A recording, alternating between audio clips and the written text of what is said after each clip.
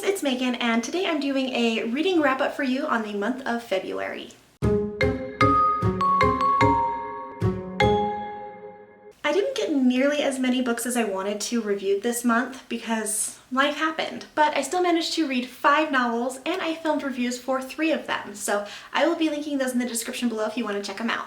The first novel that I read this month was Kingdom of the Wicked by Carrie Maniscalco, and I loved it.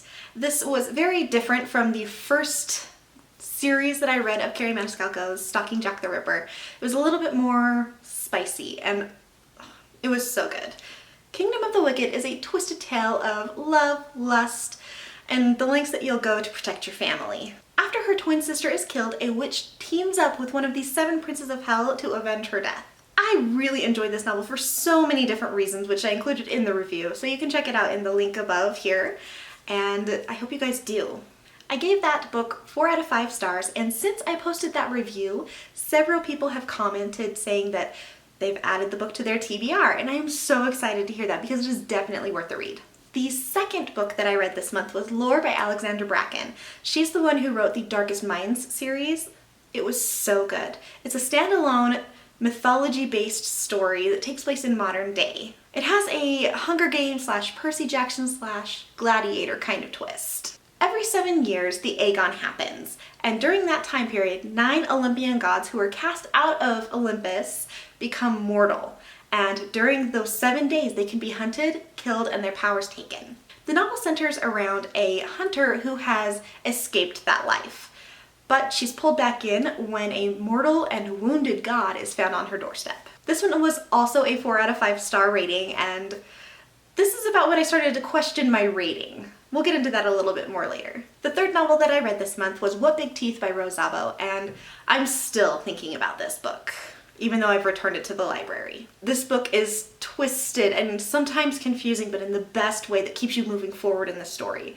And yeah, it's still taking up space in my mind. The novel centers around a young woman who has just run away from boarding school to return home to the family that she was sent away from as a child.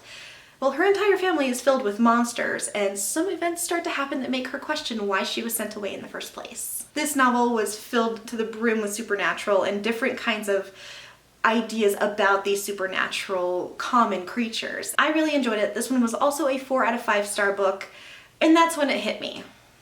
I'm being a little too generous with my rating.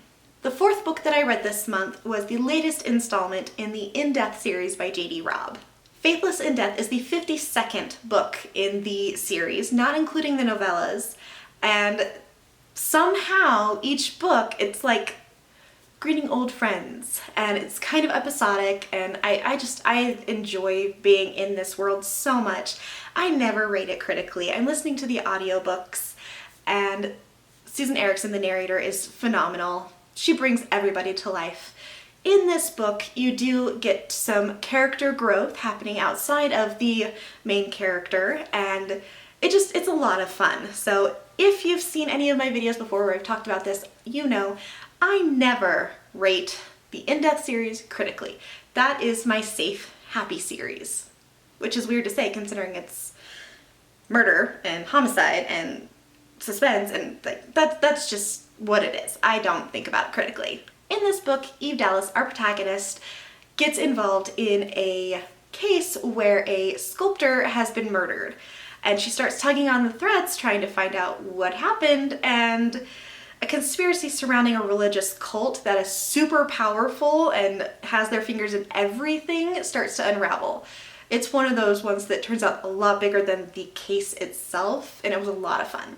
This was about the point where I sat down and I actually thought about my rating system. And I do love the categories that I use, but I need to start being a little bit more critical on each one. And so if you guys are interested in a video about that, let me know in the comments down below. I will be happy to break down my rating system, all the questions that I ask myself when I'm going through each category, and how the actual points are awarded. So let me know down below. I'd be happy to bring you in on that. The final novel that I read this month with that new critical system in mind was The Stolen Kingdom by Jillian Bulimi. Bohem? I don't know how to say her last name. Anyway, This was given to me as an ARC by Netgalley in exchange for an honest review. It will have come out by the time this video goes live. It came out on the 2nd, so I do recommend you pick it up if you are a fan of books like The Princess Bride. The Stolen Kingdom is a standalone fantasy novel about a second-born son of a king and a vintner's daughter, a winemaker's daughter, and a conspiracy to overthrow the current reigning monarchs and bring the true heir onto the throne. This one was a lot of fun, featured a slow burn romance. It still managed to surprise me even though I knew exactly what was going to happen at the end, and I enjoyed every second of it. That is it for the rundown of the 5 books that I read this month. I hope you guys enjoyed it. If you've read any of these books, comment down below. Let me know what you think. I would love to have a conversation about that. And if any of these are going to be making their way onto your TBR based off of this video, please let me know that as well. If you guys liked this video, please be sure to give it a thumbs up and subscribe to my channel if you want to follow me for more bookish videos. And I will see you all in my next video. Bye!